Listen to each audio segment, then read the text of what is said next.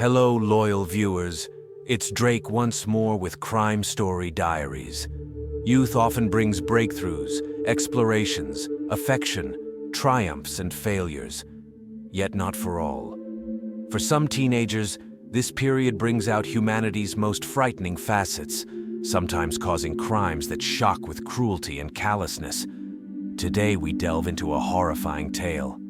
Just a couple years prior, Samantha Grigg lived a regular teen life. She had the opportunity to stand out for her exceptional vocal skills. She truly had talent and every prospect of success. However, the night before her audition, her friend was discovered dead in the center of the street, and she was accused of his murder. On the evening of February 15th, 2014, a distress call reached police in Smallbath Township, Michigan. A man drove the road when in the darkness he accidentally spotted an unmoving fellow near the roadside. The lone driver encountered a disturbing scene along the dark country road, a man lying lifeless and exposed.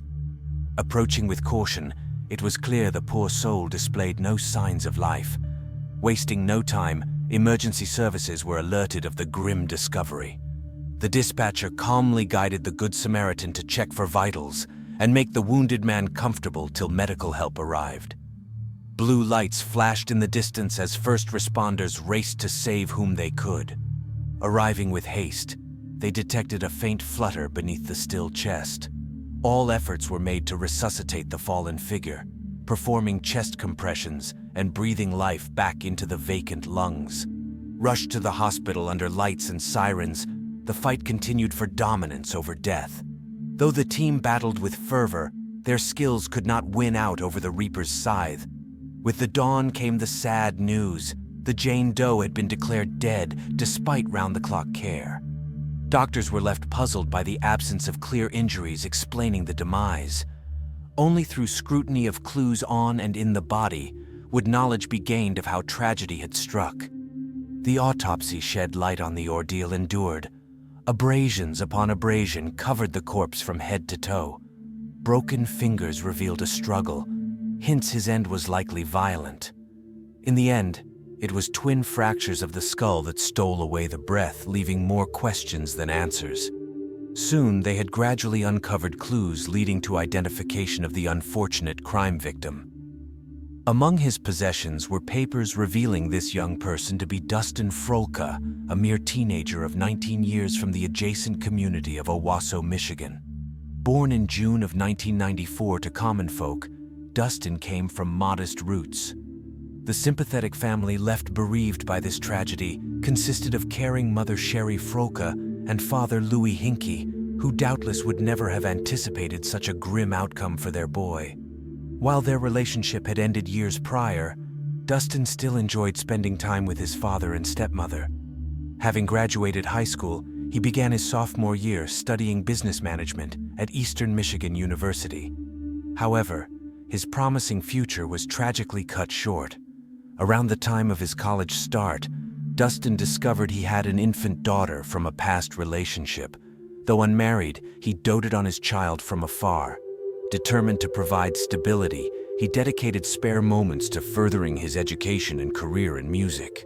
Under the stage name Dyfro, Dustin began to find local success, signing with an influential producer. Yet underneath the beginnings of achievement, trouble was mounting. Close friends noticed Dustin drinking more and using marijuana frequently. Legal issues emerged when he was arrested for possession in January. Expelled from campus housing, he moved in with associates. Concerns grew as Dustin tweeted about experimenting with hallucinogenic drugs. On the night of February 22nd, police arrived on scene to discover Dustin's body. His phone contained evidence of dealing sizable amounts of illicit substances. 3 teenagers, Terrell Bredernitz, Brendan Heim, and Samantha Grigg, were detained a week later in connection with the crime.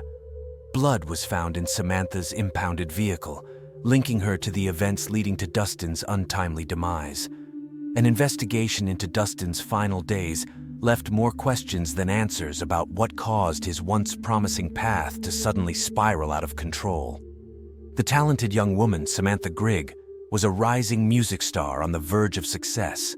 However, Her promising career was tragically cut short due to the vicious actions of 3 callous teenagers. In Samantha's car, the police found a folded knife that could have been used in the brutal murder. Additionally, the vehicle reeked powerfully of marijuana when the girl was arrested. Furthermore, during the thorough search, the officers discovered other illegal drugs, items belonging to the victim, and musical equipment. The additional suspects were soon apprehended at their respective homes. The detained trio were connected through their shared attendance at the same high school. While one had recently graduated and started university, the second was nearing graduation, and Samantha had already completed her education. Phone records revealed that in the weeks leading up to the appalling incident, Samantha began communicating with the doomed rapper. It became evident through messages that all 3 teenagers played a role in the harrowing events leading to the rising star's untimely demise. In a misguided attempt to steal drugs from the musician, the heartless criminals savagely attacked him. After callously leaving him for dead, they brazenly disposed of incriminating evidence by burning it all. The malicious trio drove outside the city limits and set ablaze anything linking them to their heinous acts. Tragically, the thorough cleansing left investigators with no clues at the crime scene. While uncertainties remained around specific details, accumulated proof was sufficient to charge the 3 with first-degree murder and conspiracy to commit armed robbery. It was clear their plan always included the additional crime of armed theft. Each perpetrator faced a life sentence due to the stated accusations. Following interrogations, examiners gained sufficient data to imprison the juvenile lawbreakers. All 3 faced charges with the aforementioned offenses. Samantha chose to strike the initial bargain, owning up to involuntary manslaughter and unarmed thievery in exchange for a more lenient sentence. In return, she agreed to testify against her accomplices, Brendan and Tyrell. By doing so, she not only reduced her sentence, but also gained the opportunity to be released early on parole. The pivotal aspect was that the girl had to furnish truthful testimony against her co-defendants. This helped the authorities uncover numerous gruesome details about the demise of the ascending rap celebrity. According to the girl, on that fateful evening of February 15th, she received a call from Brendan, who requested her to give him a ride east of Lansing. Here, they were supposed to meet Tyrell and break into Diston's apartment. She didn't delve into the specifics of the plan, but simply agreed to drop off her friends and then wait for them further down the street. Despite their efforts, the thieves found no money in the afflicted man's living space, prompting them to guide Dustin into Samantha's automobile. Together, they toured various streets, stopping near convenient cash locations for withdrawals. Initially, all progressed without difficulty, and the perpetrators exhibited no malice. However, when the artist neared home once more, Brendan maliciously accosted him from the back, delivering a severe pummeling. The assailant wielded knuckle dusters. Compelling Dustin to recognize escape was imperative. Forced to leap from the rapidly moving car at high speeds of roughly 100 kilometers per hour, he had suffered multiple impacts to the head previously, leaving no alternative but to hurtle himself from the rushing vehicle. Presumably, the youth supposed this desperate deed might liberate him. Thereafter, Samantha, witnessing the outcome, halted the auto, though not to assist the gentleman. Her accomplices disembarked and ransacked the sufferer. They pilfered substances and approximately $800 from Dustin while also kicking him. After that, the criminals simply abandoned him without providing aid, and the attack's prey was not fated to return alive to his abode. While Samantha received mere pocket change for her role in the heinous crime, the prosecutors argued that this plan had been calculatedly devised over time. On the night of the fateful party, Dustin's so-called friends conspired together, calling Samantha to join their sinister scheme. Though absent from the festivities, Samantha reluctantly agreed under peer pressure, initially believing it a petty act of vandalism or theft rather than murder. Yet when Dustin unexpectedly escaped the moving vehicle himself, the situation swiftly escalated beyond anyone's control. According to Samantha's defense, she had maintained a law-abiding life as a talented music student up until this catastrophic mistake. However, the grim details that emerged painted a more complicated portrait of her character than first assumed. Her potentially bright future in the industry now seemed sadly out of reach. While substances and prescribed medications were uncovered within her vehicle, intricately intertwined in the ruthless robbery and homicide, further inspection revealed her own consumption of such. Before the mourning relatives of the deceased situated within the courtroom, the defendant apologized and voiced deep regret regarding her role in these dreadfully misguided acts, emphasizing her designation as a chauffeur while others perpetrated the true malice. The girl conveyed remorse for the unfolding of such deleterious events. However, the victim's family present saw beyond her vocalized repentance, doubting her claims of secondary involvement and believing her participation in the murderous endeavor was no less central or culpable than any other. She witnessed her so-called friends brutally beat the man within an inch of his life in the seat of the car, his muffled screams doing little to sway her silent approval of their savage actions. A myriad of emotions swirled within Samantha as the horrific scene unfolded. Fear, disgust, horror, Yet not once did she make a move to intervene. After stopping and dumping his body on the cold pavement like unwanted trash, the group dispersed and Samantha drove off into the night, her conscience haunted by the man's gurgling pleas for mercy. Though returning to provide aid or seeking help were options that could have saved an innocent life, she chose instead to preserve her own skin, leaving Dustin to perish alone on the side of the road under the cruel, uncaring stars. In her inaction, she helped snuff out a light that would never shine upon a daughter's face or bring joy to a grieving mother's heart. The double skull fracture was a mere formality. It was Samantha's cowardice that delivered the final, fatal blow. The victim's loved ones pleaded for the harshest punishment permissible by law against Samantha, despite no definitive evidence linking her directly to the killing. Throughout the witness statements, they centered primarily on the daughter, who would never again behold the extraordinary individual and gifted musician her father had been. Samantha possessed countless chances to avert the offense, to sway her confederates from their course, yet she failed to act. When these accusations rang out in the courtroom, the regretful young woman acquiesced with a bowed head, dabbing at her streaming eyes.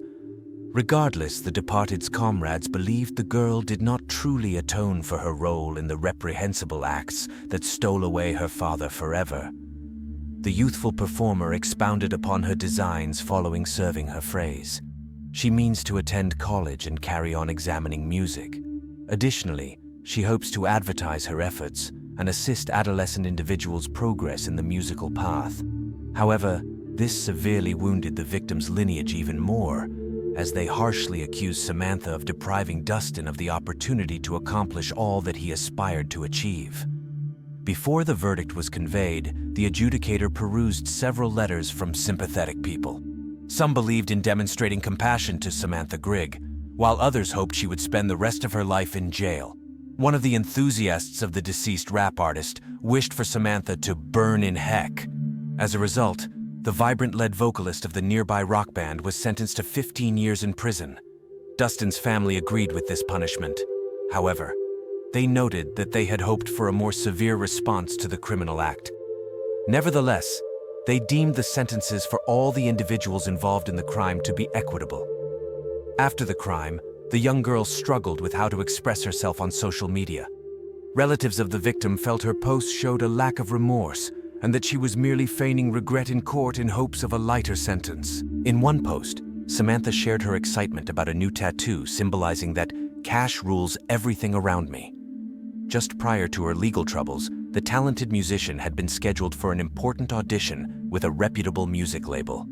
However, due to the incident, she effectively destroyed any prospects for a future career in music. But as the prosecution stressed when consulting with the grieving family, her role in the offense was too severe to simply forgive and forget. When Samantha turns 24, she will first be eligible to apply for parole. For now, this grim prospect is the most hopeful outcome she can envision. Unlike the local rock band's lead singer, some of her co-conspirators faced even graver legal consequences. Tyrell, well known to law enforcement from numerous run-ins at his apartment in the 14 months preceding the murder, managed to evade punishment for over 8 minor charges. The day hanging heavy with consequence, December 3rd saw Tyrell sentenced to 93 days for his forced entry into an automobile. Though he aimed only to procure possessions valued at but $200, the judge saw fit to grant probation in lieu of incarceration. Not wishing to hinder the boy's prospects, clemency was shown. Yet trouble soon found Tyrell once more, as accusations of multiple probation infractions brought him before the court again on January 13th. This time the judge delayed judgment until a subsequent hearing scheduled for the 24th of February. Between court appearances, the youthful lawbreaker managed through some unforeseen action to cross into forbidden territory, committing an act against Diston that should not have come to pass. Much discussion and outrage arose from the leniency exhibited previously by the presiding magistrate towards one with a history of brushes against justice, who as a troubled teen may have been better served by stricter handling, thus perhaps preventing the tragedy that followed. This regretful situation could have been avoided by heeding past warnings. The benevolent magistrate hoped maintaining open dialogue might guide the wayward youth onto a more righteous path. However, his troubled charge remained unwilling to reform, no matter the compassion shown. While locked in debate whether rehabilitation remained possible, tragedy struck in the form of a life taken too soon. In the courthouse, the boy's unreliability and contradiction in values were decried as leading directly to heartbreak. Despite opportunities to mend his ways, he failed to learn from prior transgressions and is now forever marked as a killer. The presiding official believed the boy incapable of true harm, but underestimated the darkness within. By not reassessing prior leniency, another fell victim to violence on February 15th. Interestingly, just 3 days prior, a victim of the adolescence reported Tyrell's actions to the police. Living underneath the juvenile's apartment was a woman who had grown frustrated by the trash being discarded from above. One afternoon, after observing refuse flung from the window once more, she marched outside to confront the culprit. Upon exiting her residence, she encountered the teenager alongside his friends above and narrowly avoided an alcohol bottle tossed in her direction. This isolated incident on its own carried severe enough charges to place the young recidivist behind bars due to his flagrant violation of probation. On February the 12th, law enforcement arrived at the delinquent's home with the intention of clarifying the sequence of events. However, no response came after they rapped on the door. The officers returned disappointed to their vehicle waiting within the parking lot, keeping watch for the youth to venture out, though he never appeared that day. The accusations levied against him failed to warrant forcing entry and apprehension. As a result, the police drove off, leaving what transpired the following day inevitable and preventable.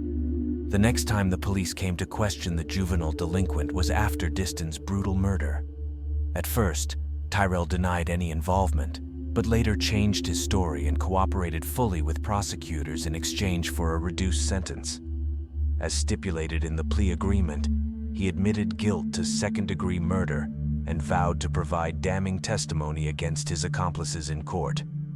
The young man then shifted blame entirely onto his friend.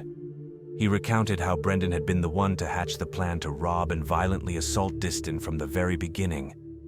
Tyrell had been present in the backseat of the girl's car as a passive observer during the heinous crime. He witnessed in horror as Brendan produced a knuckle duster and savagely beat the defenseless victim sitting helpless in the front passenger seat. In a panic, Diston threw open the moving vehicle's door and tumbled out, suffering injuries that would soon claim his life. The car abruptly stopped, and the criminals hastily fled to search the body. Though badly injured and on the brink of death, Diston was still clinging to life. Callously, they opted not to offer aid, intent only on avoiding responsibility for their cruelty. According to Tyrell's account, Brendan instructed him to abandon the defenseless victim. Rather than offering assistance, they removed some articles of his clothing in search of funds and valuables, stripping him even of his shoes. Thereafter, they hastily fled in Samantha's SUV. The perpetrators never summoned aid to try and preserve the victim's life. As a consequence, Tyrell, complicit in Diston's murder, was sentenced to 38 years of incarceration with the possibility of parole after 25 years.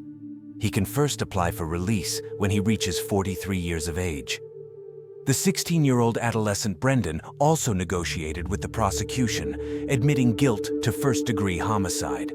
Despite being the youngest among the criminals, he was deemed the instigator of the murder according to testimonies of acquaintances.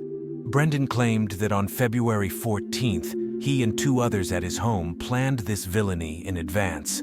They intended to take Diston, whom they knew had money, for a drive, make stops for him to withdraw funds from ATMs, and he conceived the idea to initiate the abuse right in the car, immediately starting the assault. The remorseful teenager struggled to provide any meaningful justification for his role in the malicious attack.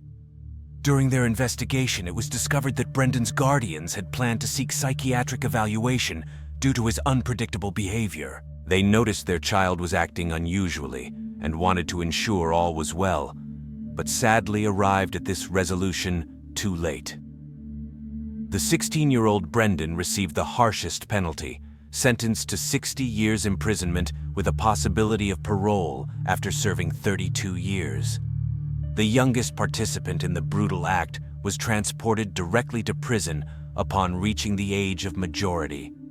Though satisfied with the punishments meted out to the male assailants, the victim's family felt the female received too lenient a consequence. Diston's mother found it impossible to comprehend the senselessness of this crime, as the trio shattered her life and the lives of all close to the victims with their random violence. To this day, all involved in the offense remain incarcerated. Please share your perspective in the comments. Also, tap the like button if you found this account intriguing, but spare a thought for the devastation wrought upon the victims and their communities. Thank you for your time.